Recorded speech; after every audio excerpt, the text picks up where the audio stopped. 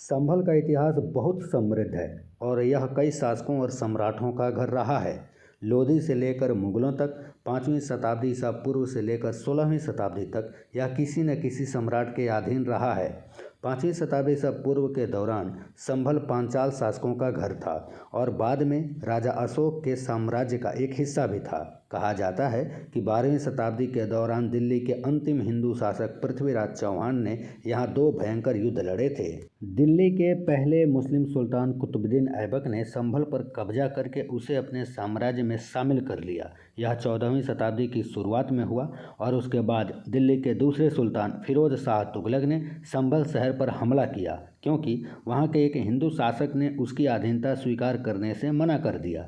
इसलिए उसने हिंदू शासक की सभी सेनाओं को हराने और उसे जीवन भर के लिए गुलाम बनाने की कोशिश में संभल में मुस्लिम शासन लागू करना चाहता था। 15वीं शताब्दी ईसा पूर्व में लोधी साम्राज्य के दूसरे शासक सिकंदर लोधी ने संभल को अपने विशाल साम्राज्य की एक राजधानी घोषित की और यह 4 वर्षों तक इसी रूप में रहा था। जब ये सभी सम्राटों का साम्राज्य पतन हो गया तब मुगलों की बारी आई। वे संभल पर अपना दावा पेश किए क्योंकि यह स्थान उनके साम्राज्य की राजधानी बनने के लिए सबसे अच्छा था। पहले मुगल बादशाह बाबर ने संभल में पहली मस्जिद बनवाई थी। वही मस्जिद है जिसको लेकर आजकल संभल में विवाद चल रहा है। यह मस्जिद उस स्थान पर उस जगह बनाई गई जहाँ पर पहले मंदिर था। यहाँ पर भगवान श्री विष्णु का मंदिर था, जिसे कि बाबर ने हिंदुओं के धार्मिक स्थलों पर कब्जा करके उनकी भावनाओं के साथ खेलने के लिए इसे मस्जिद का रूप दे दिया था। संभल जिला उत्तर प्रदेश के मुरादाबाद मंडल में आता है। इसका मुख्यालय बहजोई शहर है। संभल जिले में 3 तहसीलें हैं, संभल, चंदौसी और गुन्नौर। जिले में यादव जाति का बाहुल्य है। उत्तर प्रदेश का यह संभल जिला आजकल विवाद का केंद्र है, वो भी एक मस्जिद की वजह से। मुरादाबाद के संभल में 16वीं शताब्दी की जामा मस्जिद के सर्वे का आदेश जैसे ही आया, वहाँ के स्थानीय लोगों के अंदर क्रोध की ज्वाला भड़क उठी। इसके बाद जो हुआ वह हर अखबार, मीडिया चैनलों की सुर्खियाँ बन गया।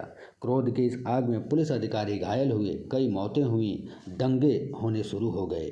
संभल की जामा मस्जिद का निर्माण पहले मुगल सम्राट बाबर के शासनकाल में 1526 से 1530 के बीच में हुआ था। यह उसके संक्षिप्त लेखनी प्रभावशाली शासनकाल के दौरान बनाई गई 3 प्रमुख मस्जिदों में से एक था।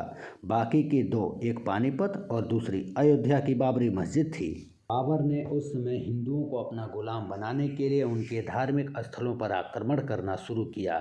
उसने 3 प्रमुख मस्जिदें बनवाई। एक पानीपत में, दूसरा अयोध्या की बाबरी मस्जिद थी और तीसरा था ये संभल का जामा मस्जिद, जो कि यह जामा मस्जिद भी भगवान श्री विष्णु के मंदिर को मस्जिद में परिवर्तित करके बनाया गया था। अयोध्या में बाबरी मस्जिद था। संभल खुद हिंदुओं के लिए काफ़ी धार्मिक महत्व रखता है, क्योंकि यही वो जगह है जहाँ पर भगवान श्री हरि विष्णु इस कल्प के आखिरी अवतार श्री कल्कि अवतार के रूप में प्रकट होंगे।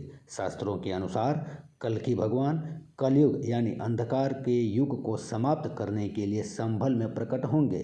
इस साल की शुरुआत में प्रधानमंत्री नरेंद्र मोदी ने भव्य कल्कि धाम का शिलान्यास भी किया था और श्री राम राष्ट्र का आह्वान किया और दावा किया कि कल्कि का अवतार हजारों वर्षों के भविष्य का निर्धारण करेगा। विवाद तब शुरू हुआ जब वकील श्री विष्णु शंकर जैन और अन्य लोगों ने संभल में एक याचिका दायर की। ज्ञानवापी मस्जिद और श्री कृष्ण जन्मभूमि विवादों में शामिल होने के लिए जाने जाने वाले जैन ने दावा किया कि जामा मस्जिद भगवान श्री कल्कि को समर्पित एक मंदिर के खंडहरों पर बनाई गई थी।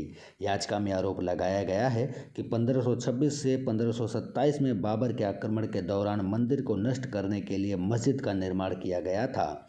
बाबरनामा और अकबरनामा जैसे ऐतिहासिक ग्रंथ बाबर की ओर से मंदिर के विनाश का दस्तावेजीकरण बताते हैं। संभल खुद शिल्पकार श्री विश्वकर्मा जी ने इसका निर्माण किया था। बाबर की सेना ने मंदिर को आंशिक रूप से नष्ट कर दिया और इस्लामिक वर्चस्व स्थापित करने के लिए इसे मस्जिद में बदल दिया। ASI के सर्वेक्षण में बताया गया है कि मस्जिद में ऐसे बहुत से सबूत मिले हैं, अवशेष मौजूद हैं, जो इसकी प्राचीनता और हिंदू मंदिर से जुड़े होने की ओर इशारा करते हैं। यह मामला अदालत में है और सर्वेक्षण के हालिया निष्कर्ष 29 नवंबर को अदालत में पेश किए जाएंगे। मस्जिद में एक शिलालेख है जिसमें लिखा है कि इसका निर्माण 933 हिजरी में मीर हिंदू बेग ने पूरा किया था। मीर हिंदू बेग बाबर का दरबारी था जिसने एक हिंदू मंदिर को मस्जिद में कन्वर्ट कर दिया था। एएसआई के मुताबिक यह शिलालेख इस बात का सबूत है कि मस्जिद का निर्माण किसी हिंदू धार्मिक स्थल को बदल कर किया गया था।